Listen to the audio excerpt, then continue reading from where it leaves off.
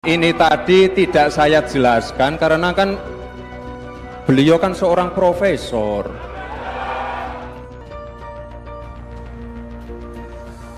Saya lagi nyari jawabannya Prof. Mahfud. Saya nyari-nyari di mana ini jawabannya.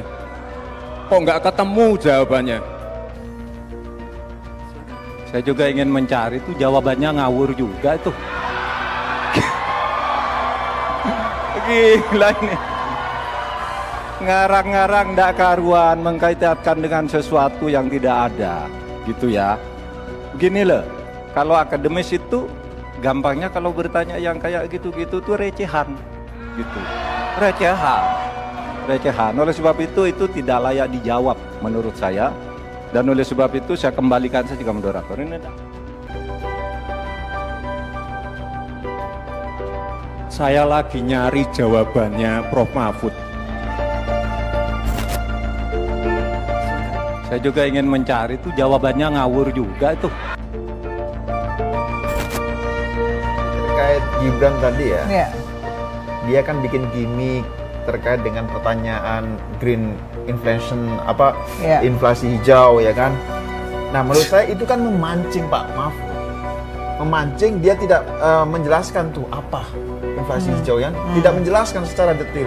Dia langsung nanya seperti itu. Padahal secara aturan KPU udah merevisi, nggak boleh, harus dijelaskan dulu. Aturan? Apa itu aturan? Padahal Justru dia dibanding Pak Mahfud nggak ada apa-apa. Nggak ada apa-apa dan saya kagum tadi Pak Mahfud nggak kepancing tuh. Iya. Nggak kepancing Tetap ketika menjelaskan dipancing untuk substansi. Oh itu ada dalilnya. Tarkul jawabi alal jahili jawab. jadi Tidak menjawab pertanyaan orang-orang bodoh adalah jawaban terbaiknya. Ya, yang pertama memang saya melihat substansi dari visinya malah tidak kelihatan. Yang kelihatan justru saling menyerang, yang sebetulnya nggak apa-apa, asal kebijakan. Saling menyerang nggak apa-apa, tapi kebijakan, policy, visinya yang diserang, bukan untuk saling menjatuhkan dengan motif-motif personal. Saya bilang nggak baik dan nggak mengedukasi. Ada pula yang nyinggung-nyinggung, punya tanah berapa, punya tanah ini gitu.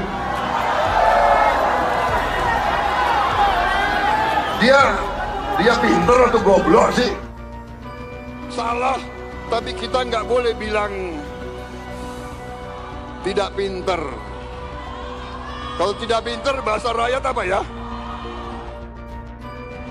Apa?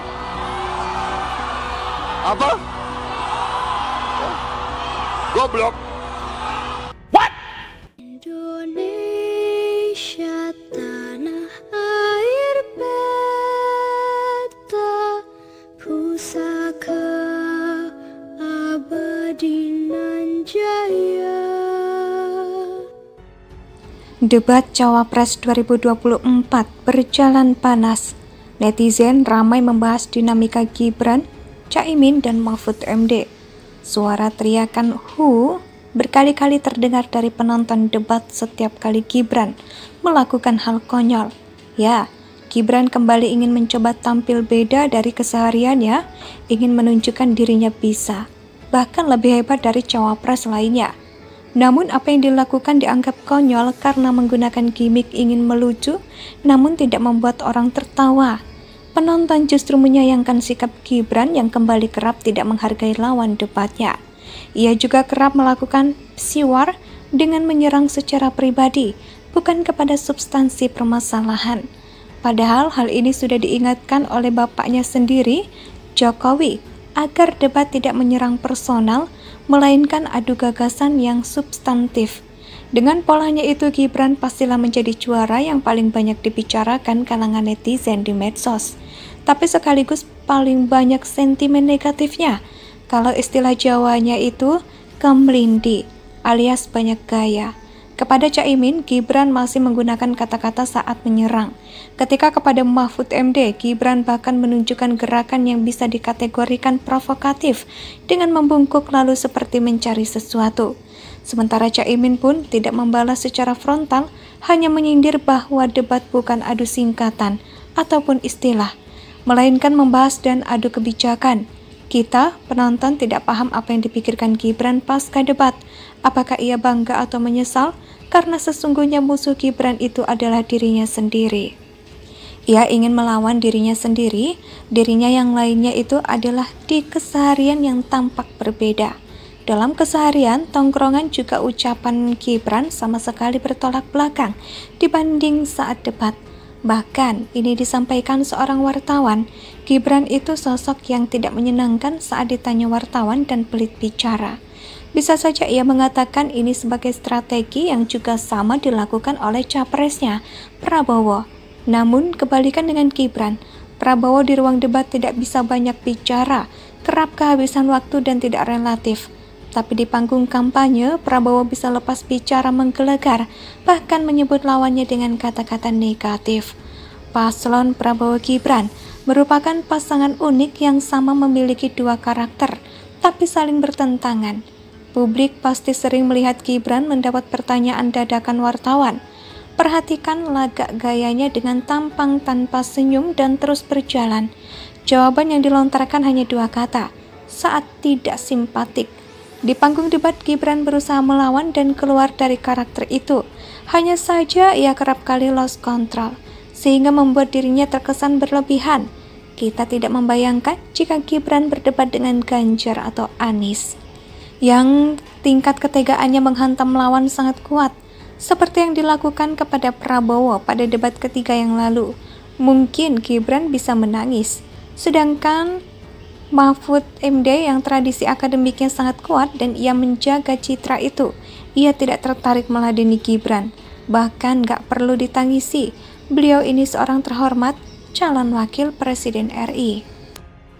Debat Cawapres 2024 berjalan panas.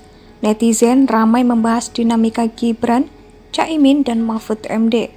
Suara teriakan "Hu" berkali-kali terdengar dari penonton debat setiap kali Gibran melakukan hal konyol.